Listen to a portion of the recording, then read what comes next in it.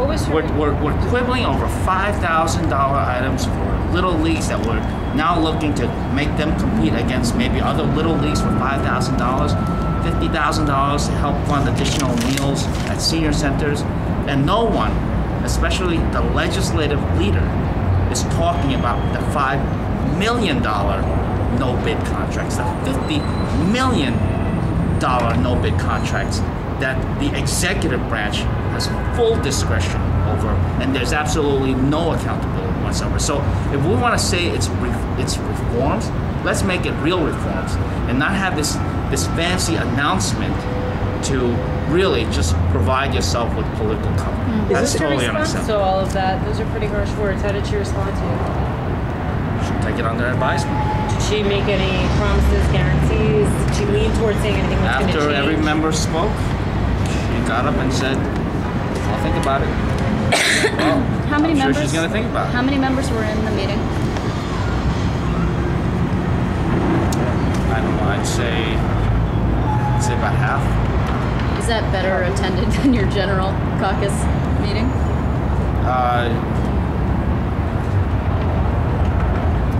Yeah, I mean, yeah. I think we had better attendance than usual.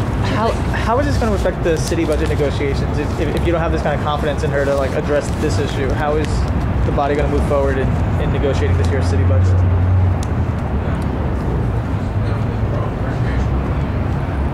Well, people have raised that concern, myself included, that we need to go into this budgetary process united as a council. We're going to have to deliberate amongst ourselves on behalf of our constituents. That's what we were elected to do, and we will continue to do that. But we can't, it's really of no value to be united under a leader who's basically a rubber stamp for the other branch of government.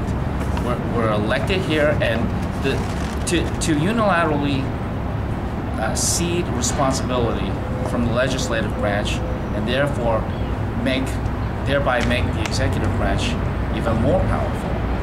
That, in the end, is not good government. That does not serve the people. That does not follow the wishes of the founding fathers, that there be a real system of checks and balances. Do you think this could lead to some kind of challenge to her leadership as speaker? There are still lots of questions out there. I think there are more questions after we had this meeting than before.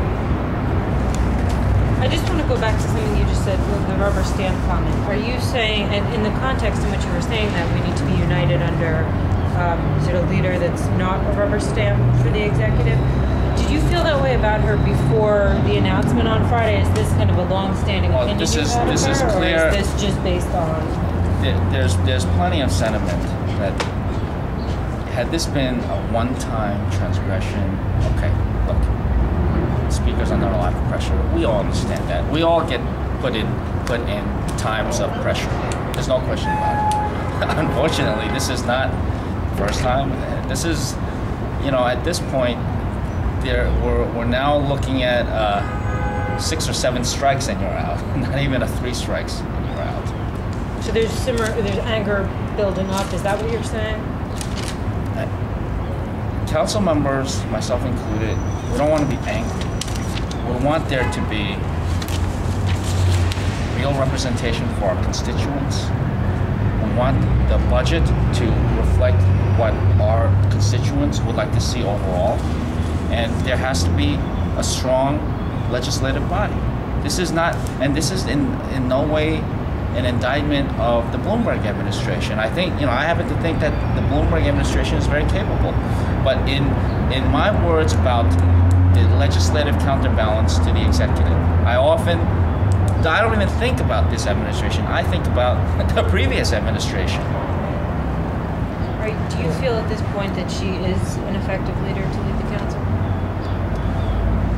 I think that it is inevitable that when you run for mayor and you're still leading the executive branch, that there's going to be some conflicts.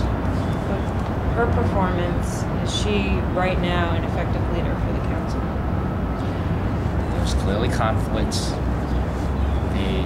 There is a widespread dissatisfaction with how how she has handled this particular item on top of 10 days earlier, the congestion pricing vote that, in my opinion, was held unnecessarily, on top of 3 or 4 other major issues over the last 18 months that, again, she had apologized after the fact for not consulting with members, for members to be reading about it in the papers. This is not a matter of ego and a matter of members not being consulted. It's a matter of a policy decision that affects the ability of the council, and not just the current members, but future members, the ability of the council to act as the founding fathers envisioned, which was a counterbalance to the executive branch. To ask about this working group that she proposed, was there any reaction from you, or did you get a sense from the members that this was satisfactory, or just sort of like a way to quietly kill some of her ideas? What working group? I heard that there was a proposal to have a working group of council members studying. You heard from who? From Vaca? There was absolutely no conclusion to this meeting. No conclusion whatsoever. No pledges, conclusion. no anything. Absolutely no conclusion. Was it just a suggestion she made? Like 4 other council members said she suggested having a working group look at. You know, I think you should try to get an opinion from members that you seek out. That's what I would suggest.